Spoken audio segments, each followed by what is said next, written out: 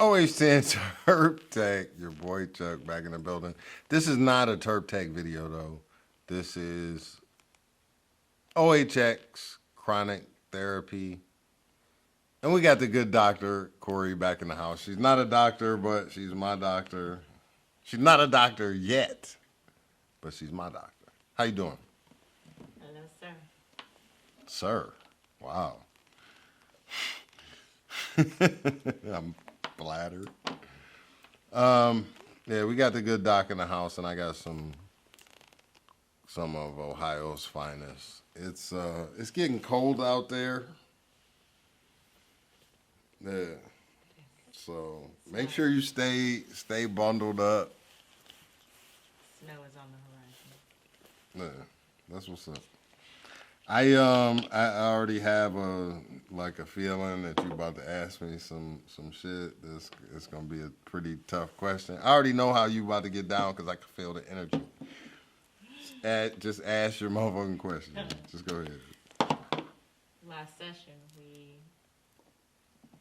were discussing your athletic ability in baseball. I never said nothing about my athletic. No, I'm just kidding. Yeah. No, I was good at baseball.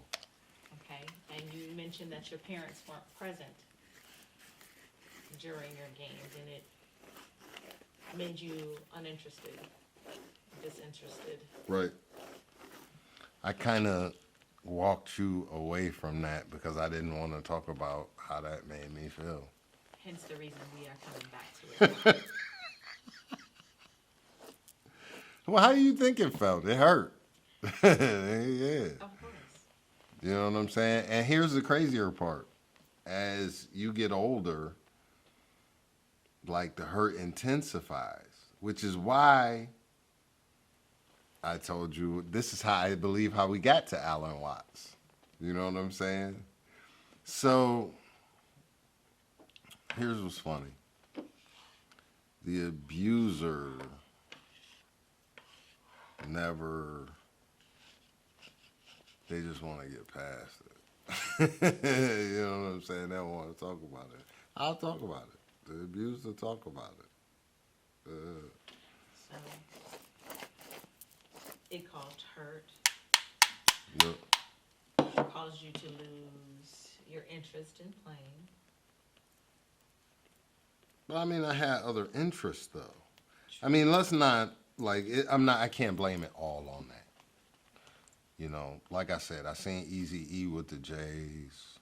I seen niggas down the way that had big stacks of money. Culmination It was a culmination of things, but it was all some street shit.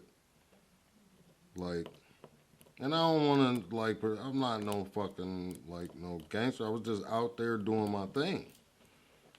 You know what I'm saying? Like, it's plenty of niggas that's just out there doing, and those of you who are out there that are like that know who I'm talking about. You know what I'm saying? You're not no motherfucking gangbanger, this, that, and the third. You're just trying to feed your family and come up on it and have a little something for yourself.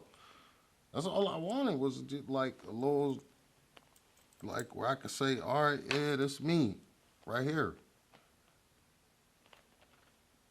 That's all I wanted. And you would hustle and get on the street and damn near die for that shit, bro. It ain't even worth it. Like, looking back, I should have just, went to getting, a homeless shelter or some shit. You know what I'm saying? At least there's some dignity. You get to keep a certain portion of your dignity with that. You know what I'm saying? Ironically, later on, I wound up volunteering my time at a homeless shelter downtown, 2100 Lakeside. How often did you do that? I did that for a few months. I think I was.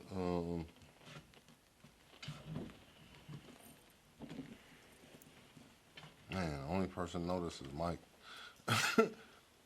Now the whole motherfucking world.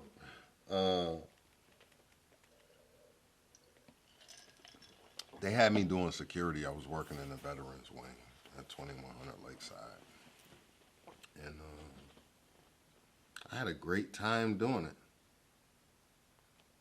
because it didn't have nothing to do with no money. You know what I'm saying? That was like, I had a great time. Shout out to everybody down. Dave Blunt, I don't know if you still down there. He was married to Mokita.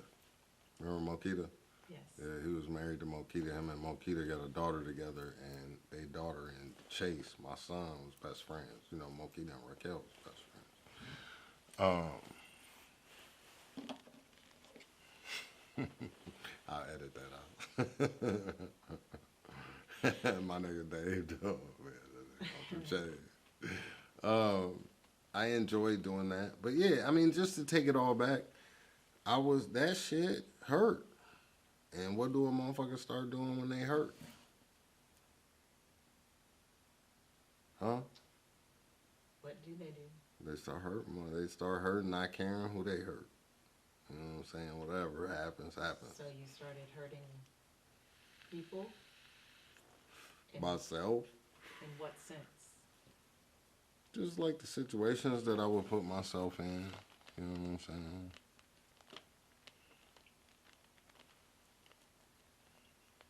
And that period of time lasted for how long for you? Man, that shit seemed like it lasted forever. I thought I would never. I'm like, I'm just in a whirlwind of shit. Like it's problems getting the drugs. You know what I'm saying? You ain't got all the money. Motherfucking me. There's always some excuse with that come with that life. You know what I'm saying? And it always bothered me. When I was doing it, it always bothered me, but I knew, you know, you would get that money and it would like. You needed to eat. Yeah. You would be good, man. You get that money and then you could just sit up. Like, if I didn't have to be out, I wouldn't be. I wasn't just out there trying to get more and more. Yeah, no, that wasn't the objective. You got enough. I was trying to get a check. Yeah. To be comfortable. Yeah, and dodge them laws. And the niggas that was on the block, because they would rob you too. Did you have a lot of run-ins? No, not. Or? No. Nope. So Because the whole time I was out there, I was fucking terrified. is that a feeling that motivates you now to do what you do? Terror? No. No, the not wanting to, being terrified out there, not wanting to go back to that. Does that motivate you? No. I was on, I went to a party one night. It was me, BJ. I think Tommy, no, it was me, BJ, Ted Green. It was a bunch of us from Shaker down at the Club Center. I don't know if you've probably never been to the Club Center. It's on 89th and Woodland. No. Yeah, no. Well, anyway, across the street from it's off in the cut, and you park down the street, and I parked. And at the time, I'm dating this girl, Sherry Sawicki. Peace to Sherry Sawicki. I apologize. That's real talk. I'm sorry. Sherry Sawicki Legree. Peace to you.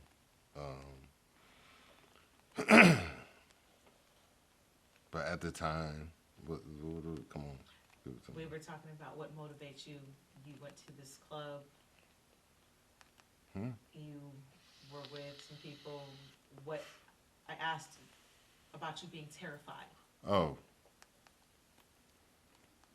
Oh, yeah. So we go to this party down there at the Club Center. That's so funny how my mind will just go back and forth. My mind is like a bloom all the time, so I get constant ideas. We're at the Club Center. Anybody from Cleveland, down the way, Woodland, know what that is. And I had on sweatpants and I I had no pockets in my sweatpants. Like, and I left my wallet in the car. So we all get to the door. They let these niggas in. They like, we need your ID. I'm like, come on, man. Everybody here, 35 years old. We was all, it was 35. It's like, maybe, no, this was more than that. This had to be, I was with Sherry, so this had to be early 2000s. It's almost 20 years ago. You know what I'm saying? I'm down there. I walk back to the car to get my ID. I open the car, reach in, boom, grab my shit, say, fuck, I gotta piss. So boom, I'm sitting there, I'm pissing. And I seen out of my peripheral, I seen something move. I was like, ain't this a bitch? And as soon as I said bitch, there was a gun in the back of my head. This nigga said, don't move. I'm like, motherfucker. He's reaching. I had a Nokia phone that opened like this, like a butterfly. And that bitch was on a lanyard around my neck because I ain't no pockets. And this nigga pat me down, boot, snatches that. I had a Houston Oilers Mitchell and Ness jersey. This shit was hard. I had the hat. He took the hat, the jersey, and I had on a wife beater underneath. Some Abercrombie sweatpants, some gray Abercrombie sweatpants with a red little logo right here and some Timbs. And I'm assuming at this time I was probably wearing a 11, but dude was bigger than me. No, I was 12. Dude was bigger than me. And he the whole time he asked me, where's the weed, where the dope? I'm like, bruh, I don't have no, and at this time I don't have no, this is right before I got back into selling cocaine. Where the weed, where the dope? I'm like, bro, I don't have nothing. I said, here's the keys to the car. Take the car. It's your world, big dog. You know what I'm saying? Take the car. Ain't nothing in here. Take it. I said, you got me. You got everything. Take everything. And I'm working downtown, and I got a friend that's a cop. He gave me my wallet had one of them badges in it. And shit almost got my fucking head blown off. You know what I'm saying? That's why I don't fuck with you cops. Yeah, in case you get pulled over, this, that, and the third, it said friend on it. Me and him was cool as shit. I ain't gonna say his name. That shit almost got me killed. The nigga pulled the shit out. He like, oh, you a cop? I'm like, oh, Lord. I'm like, no, look on the thing. I said it say friend on it, man. It's just my nigga is a cop. And that didn't go well. So the nigga says, like, I'm up against the car like this, and he got the gun in my face, and then the car comes down.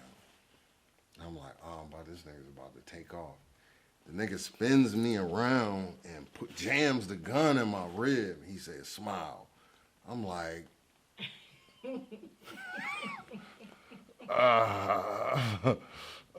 and the car went down the street, and they looked at me, and I looked at them. And then they went about their business, and the nigga turned me back around and, like, pushed me away from him. Oh, I'm sorry. No. That was second. Then he grabs me, and he says, get in the back seat. I'm like, oh, my God. And at that point, I was like, I'm dead. I said, this nigga's about to kill me. I said, why are you putting me in the back seat? You know what I'm saying?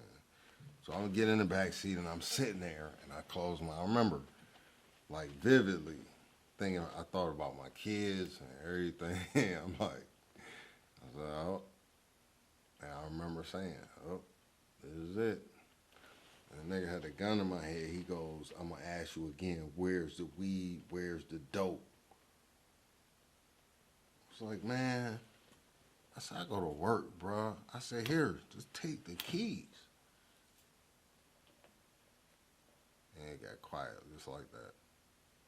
And I closed my eyes, and I felt his hand, and then grabbed me and yanked me out the car. And, like, pushes me back up against the car, passed me down again. I ain't had nothing. Turns me around, pushes me away from him, and he's got the gun on me the whole time, and he goes, what size you wear?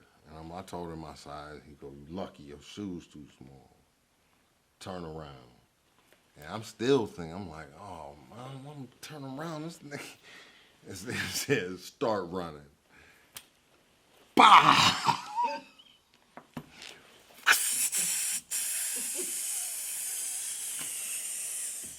all the way to the front door at a club center.